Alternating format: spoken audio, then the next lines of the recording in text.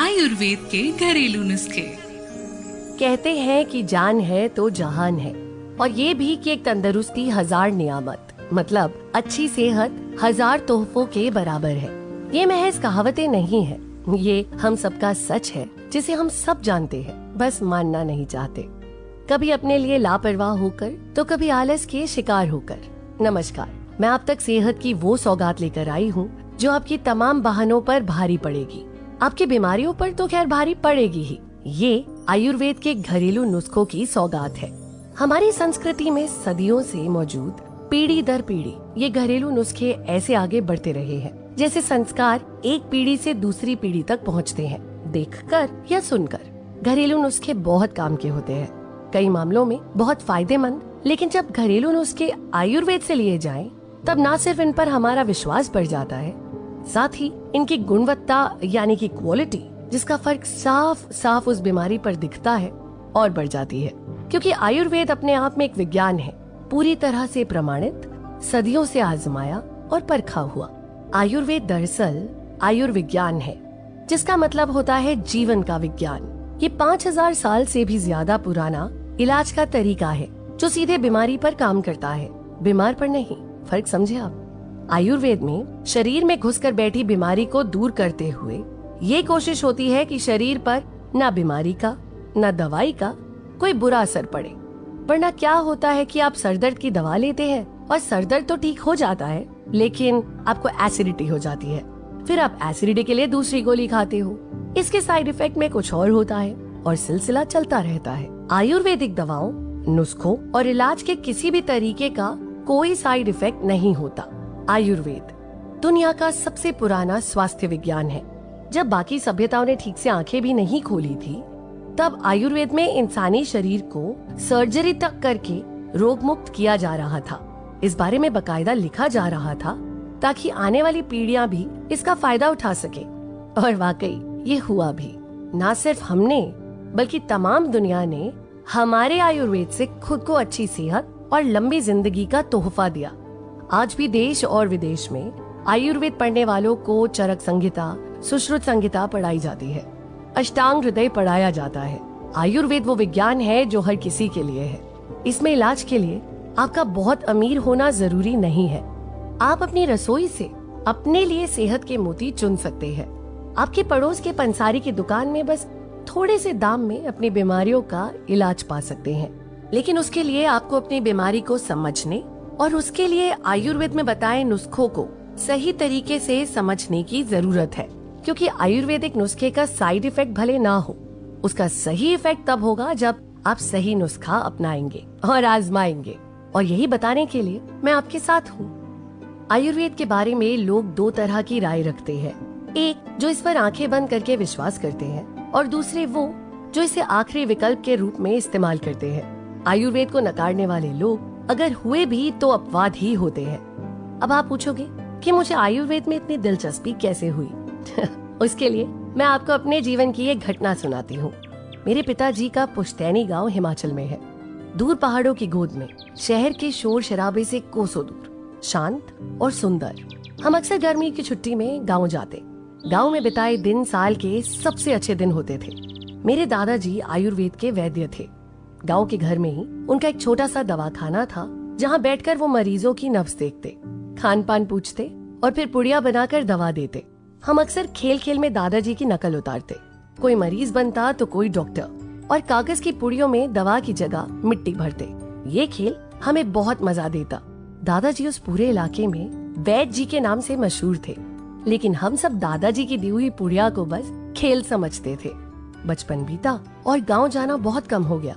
एक बार जब मैं मेडिकल की पढ़ाई के दौरान छुट्टियों में गांव गई, तो एकदम मौसम बदलने से मुझे बहुत बुरा जुकाम हो गया। गलती से मैं कोई भी दवा साथ ले जाना भूल गई थी, और हमारे गांव में दवा के नाम पर बस दादाजी का दवाखाना था, जिसमें मुझे सिर्फ खेलना पसंद था। उनकी कड़वी दवाओं में मुझे कभी कोई दिलचस्पी थी ही नहीं। जब जुकाम बहुत बढ़ गया और मुझे बहुत दिक्कत होने लगी, तब दादाजी के बहुत कहने पर मैंने उनका बनाया काढ़ा पिया, और मन ही मन सोचते हुए कि इससे मेरा जुकाम ठीक होगा, मैं सो गई। सुबह उठी तो जैसे चमत्कार हो गया था।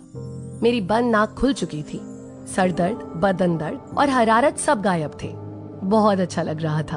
अब तो मैं दादाजी के इस काढ़े की फैन हो गई और मैंने सोचा कि मैं इसके बारे में दादाजी से जरूर पूछूंगी। दादाजी ने ना सिर्फ मुझे उस काढ़े के बारे में बल्कि आयुर्वेद के बारे में भी बहुत कुछ बताया। उनकी बातों ने मुझे आयुर्वेद में रुचि लेने के लिए मजबूर कर दिया। साथ ही उन्होंने सर्दी जुकाम के लिए और भी बहुत सारे नुस्खे बताए जिन्हें मैंने नोट कर लिया और आज इनमें से कुछ नुस्खे मैं आपके साथ बांटने जा रही हूँ।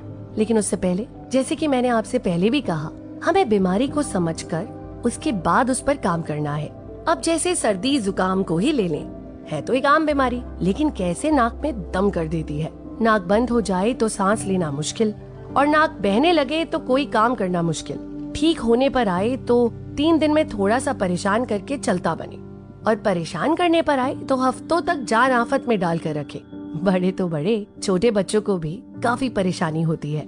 अब एक बात बताइए कि अगर हमें जरा सा भी अंदाजा हो कि ये सर्दी जुकाम हमारी रसोई के कुछ मसालों से निपट सकता है तो क्या हम इतने परेशान होंगे? इस जुकाम को खुद को इतना तंग करने देते? नहीं ना। वो कहते हैं ना, देर आए दुरुस्त आए। और अब आ गए हैं तो आइए जानिए आयुर्वेद के उन तमाम नुस्खों को जो इस सर्दी जुकाम की छुट्टी कर सकते हैं।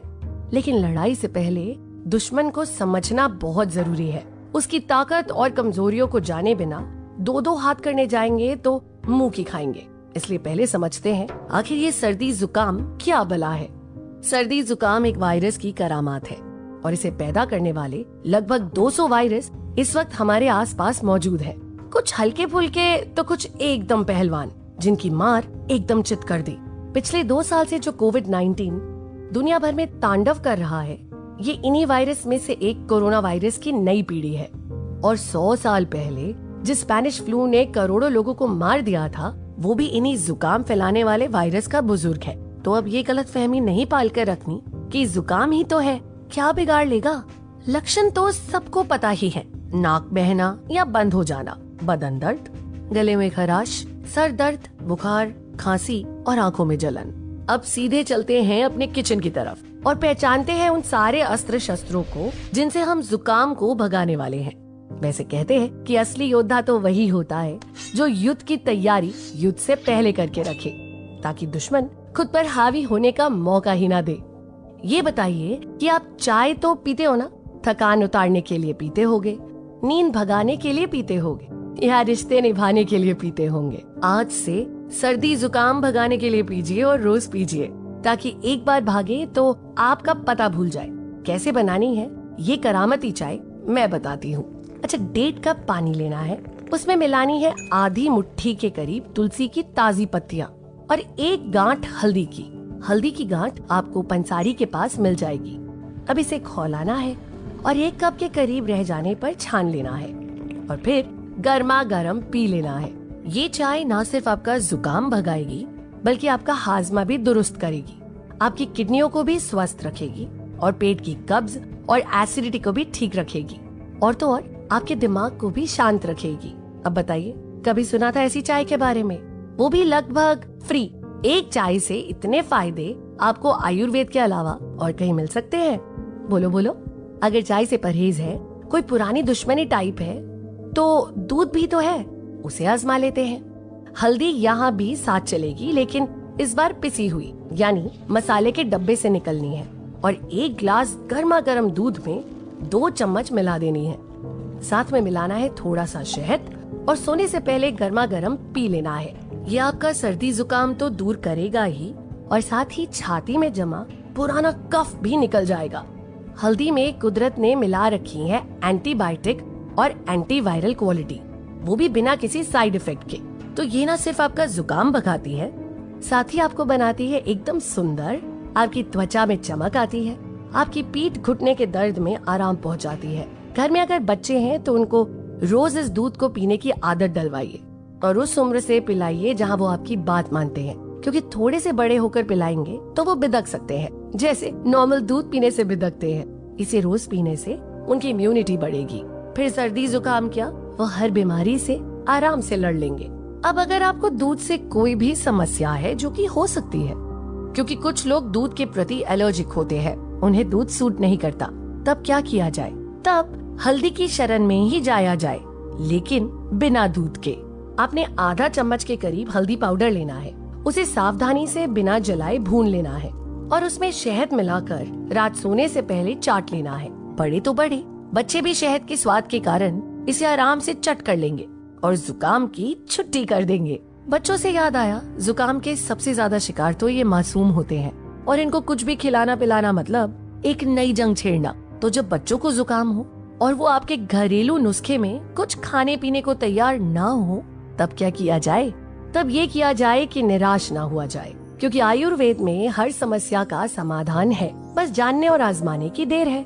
अगर बच्चा 5 साल से छोटा है तो उसके जुकाम और सीने की जकड़न को दूर करने के लिए आपको 1 चम्मच सरसों का तेल गर्म करना है। इसमें थोड़ी सी अजवाइन और 1 कली लहसुन की छिलका निकालकर ठीक से पकाना है। ध्यान रहे कि पकाना है, जलाना नहीं है।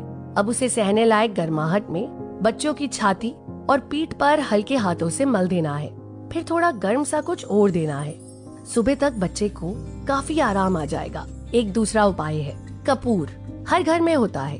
कपड़ों में डालने वाले कपूर की गोली नहीं, बल्कि पूजा की जो धूप के साथ जलने वाली कपूर है, उसकी डली को 2 चम्मच सरसों के तेल में गर्म करना है और हथेलियों और पैरों के तलवों पर अच्छे से मलना है।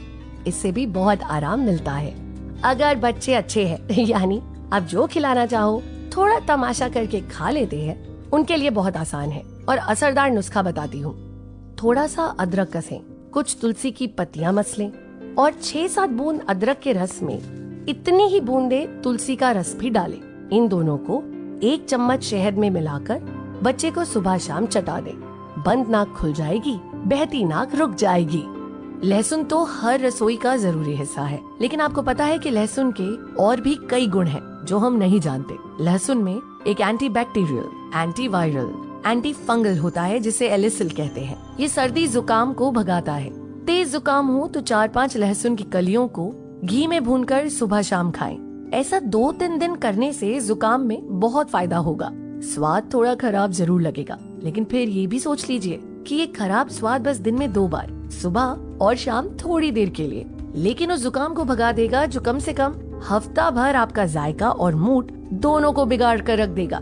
लहसुन को कच्चा या भूनकर खाने के और भी बड़े फायदे हैं। कोलेस्ट्रॉल कंट्रोल रहता है, घुटनों में अगर दर्द है तो आराम मिलता है। बस लहसुन चबाने का नुस्खा घर पर ही रहकर इस्तेमाल करें तो बेहतर है। और अगर बाहर निकलने की मजबूरी आ जाए तो एक चीज होती है माउथ फ्रेशनर, इसका इस्तेमाल करके जाएं, क्योंकि नाक आपकी बंद है, दूसरों की नहीं। अब बढ़ते हैं काढ़े की ओर, क्योंकि जुकाम की बात हो और काढ़े का जिक्र ना हो, ये कैसे हो सकता है। काढ़ा, जो कि कोरोना काल में हमारे देश का नेशनल ड्रिंक बन गया, हर घर में है। यहाँ तक कि कई जगह तो दफ्तरों में भी अब पिया जाने लगा है और इसके जो गुण हैं वो इसे इस लायक बनाते भी हैं। लेकिन अभी भी हम में से बहुत सारे लोग बाजार से बनाया काढ़ा खरीद कर पी रहे हैं, जबकि इसे घर पे बनाएं अपने जरूरत और स्वाद के हिसाब से। थोड़े बहुत बदलाव करके आप इससे बहुत फायदा उठा सकते हैं। ऐसा ही एक आसान लेकिन बहुत गजब का आराम देने वाला काढ़ा है जो सर्दी जुकाम में बहुत काम आता है। 1 चम्मच काली मिर्च को बारीक पीसकर उसमें 4 चम्मच नींबू का रस मिलाकर इसे 1.5 कप पानी के 1 कप रह जाने तक खूब गर्म करें। फिर इसे रोज सुबह पीना है। गर्म ना पीना चाहे तो ठंडा करके पिए और इसमें शहद डालकर भी पी सकते हैं। इस काढ़े से सर्दी जुकाम में बहुत आराम मिलता है और ताजगी भी महसूस होती है। काढ़े का एक और नुस्खा बताती हूँ, ध्यान से सुनिए, बल्कि नोट कर लीजिए। सबसे पहले पानी को खूब उबालिए, फिर इसमें बहुत बारीक पिसी हुई लौंग, काली मिर्च, इलायची, अदरक और गुड़ डालिए। ये सब डालने के बाद भी कुछ देर तक पानी को अच्छी तरह उबलने दें। अगर आप एक बड़ा कप काढ़ा बना रहे हो तो 2 कप पानी से, ताकि अच्छे से उबलने के बाद भी वो कम ना हो। अंत में इसमें कुछ तुलसी की पत्तियां भी डाल दें। अब इसे जितना गर्म आप पी सकते हैं पी लें और इसके बाद ना हवा में जाएं, ना कहीं ठंड में बैठे। चाहे तो लेट जाएं या आराम करें। ऐसा ना हो आप बाहर सैर पर निकल जाओ और फिर कहो काढ़े ने तो आराम ही नहीं दिया। अच्छा, काढ़े के साथ एक बात ध्यान में रखें, ये एक दवा है, इसलिए दवा की तरह ही लेना चाहिए। ये ना हो कि दिन भर काढ़ा ही पीते जाए, जैसे कोरोना काल में कई लोगों ने किया है और पेट में अल्सर करवा लिए। किसी भी चीज को अति लेंगे तो प्रॉब्लम होगी। गाय का घी भी जुकाम और खासकर छाती की जकड़न में बड़े काम की चीज है। 1 चम्मच गाय के घी को गर्म करें, इसमें 2 कलियां लहसुन की डालें और सहने लायक गर्माहट में सीने पर हल्के हाथ से इसकी मालिश कर दे। बहुत आराम मिलेगा। ये तो कुछ बहुत आसान और जल्दी असर करने वाले नुस्खे हैं। अब थोड़ा सा जान लेते हैं सर्दी जुकाम से बचने के लिए हमें क्या खाना चाहिए और क्या नहीं। ध्यान से सुनिएगा। सबसे पहले तो कोशिश करनी चाहिए कि हम मौसमी फल जरूर खाएं। मौसमी फल मतलब सीजन के हिसाब से, जैसे गर्मियों में आम तो सर्दियों में संतरा, क्योंकि इससे शरीर की रोग प्रतिरोधक क्षमता बढ़ती है। जब भी पानी पिए कोशिश करें कि बहुत ज्यादा ठंडा ना हो। सामान्य तापमान पर पानी पीने से गले में दर्द नहीं होता। चाय पीते हो तो उसमें लौंग, काली मिर्च या इलायची जरूर डालें।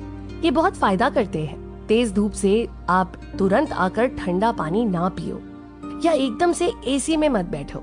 हरी सब्जियां खूब खाएं और जितना हो सके खुश रहें, क्योंकि खुश रहने वाले लोग शरीर से ज्यादा मजबूत होते हैं। ऐसे बहुत सारी रिसर्च ने दिखाया भी है।